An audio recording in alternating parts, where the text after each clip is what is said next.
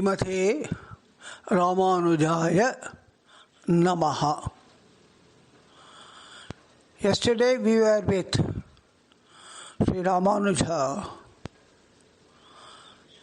and his family who had moved over to Kanchipuram after the demise of Sarvakrutu or Sri Somayaji. As we realized, he had not saved any money or wealth for the family to carry on and live at Sri Perambudur. As a result,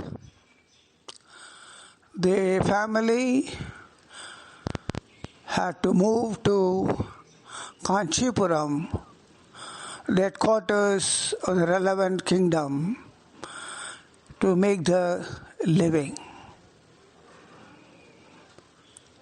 Sri Ramanuja, as a young boy, had received education in Vedas and Sastras and probably arithmetic from his father, Sarvakrutu Somayaji ji. Now, after the demise of his father, though he was well versed in both Sastras and Vedas, he had an aptitude for pursuing his academics. So when the family came to Kanchipuram, he expressed his choice to continue his higher studies. Before we proceed, let me chant Ramanuja, Ramanuja, Ramanuja, Ramanuja, Ramanuja, Ramanuja, Jai Jai Ramanuja, Jai Jai Ramanuja, Jai Jai Ramanuja, Jai Jai Ramanuja. When Sri Ramanuja expressed his choice to his mother, she willingly accepted the choice. Look at the brave lady, a young widow who had 1,000 years ago was determined to make a good living and support the family, including Tanjamambal. At this point, I want you to remember that it is a unique feature for a person who had lived 1,000 years ago, especially a lady, a widow, a Brahmin widow, when things were almost in dark shades for such category of people. Now coming back to Sri Ramanuja, Sri Ramanuja went in search of a scholar, a pandit, a guru who would be well versed in Vedas and Sastras. All that he could come across in that region, the celebrity Sri Guru Yadava Prakasa, who was a master and a scholar in Vedas and Sastras, but he was Eka Dandli Sannyasi, proclaiming to be an advocate of Advaita philosophy. Whereas Ramanuja had been trained in the same Vedas and Sastras with an angle of Visishta Dvaitam. However, when Ramanuja approached Guru Yadava Prakasha, who lived in Tiruputkuri, say about 15 kilometers west of Kanchipuram, he saw Ramanuja and was happy to have him as his Shishya at the school. Along with Sri Ramanuja, his mother's sister's son, Chittiyan Mahan, Chinnamavin Mahan, Sri Govindan also. The joining of Govinda in the same school is most significant, and we will come across it as we flow down the river.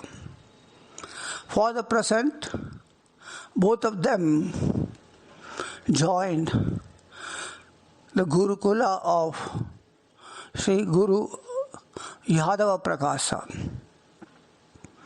The Guru was very happy to have Ramanuja, who had been shining like anything in the studies and in the all activities connected with the Gurukula.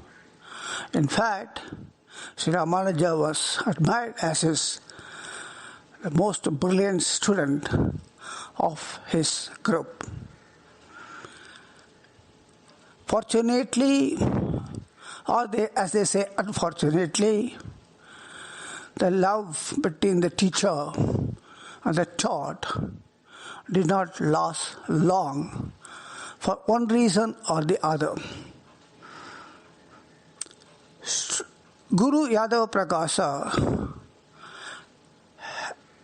had been teaching all these years what his teachers have taught him without any deviation and without any lateral additions. Even in the matter of explanations,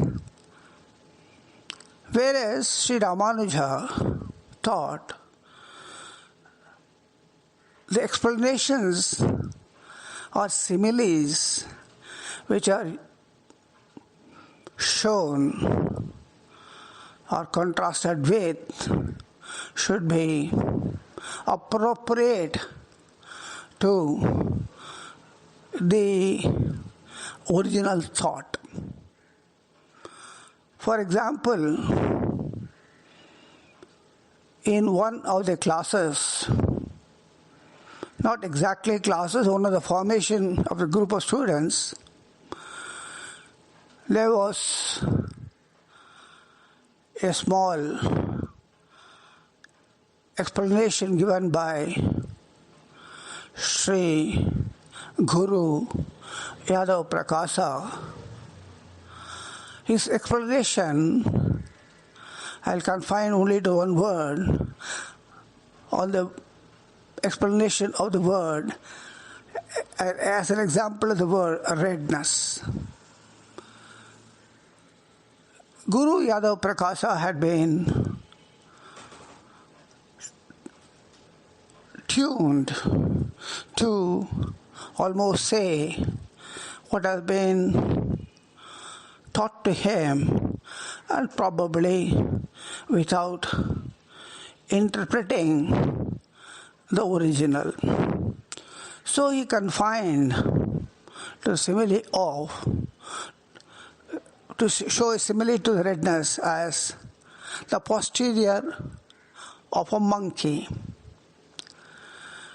Sri Ramanuja felt very sad that the man of the status of Guru Yadav Prakasha was citing a simile which is not in conformation with the dignity or the standard of the person. The divinity here was the God himself, because it is an Upanishad word. When called upon to say what would he feel, Sri Ramanuja explained that the redness could be compared to the redness of a just blooming lotus. Now, Sri Yadava Prakasha understood that Sri Ramanuja's simile would go well with the people, and once he allows him to proceed with these kinds of explanations, illustrations, similes and other comparison, he may lose popularity. That was an unwanted thinking. However, in a mixture of one or two incidences of the kind, he felt insecure. He thought his school of thought, which has been running for years, in fact, the basic philosophy Advaita would come to rest.